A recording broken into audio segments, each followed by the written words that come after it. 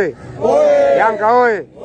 Wananchi tukiwa nje ya dimba la Benjamin Mkapa, tukiwa tunasubiri ndani uongozi wa Yanga na viongozi wa TFF na wa serikali kwa ajili ya kikao cha hatuchezi.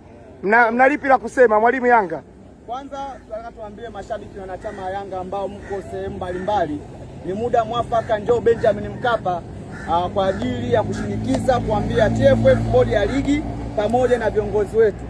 Jambo ni moja, wananchi ambao wamezamilia katika matawi yote ambayo tumekubaliana kuwa mechi hatuchezi. Na mechi hatuchezi kwa sababu jambo moja, wenzetu walitukimbia, wanataka kulazimisha kuja kucheza hii mechi. Tunaambia viongozi, nyie mpo kwa niaba ya mashabiki na wanachama ambao wamewachagua.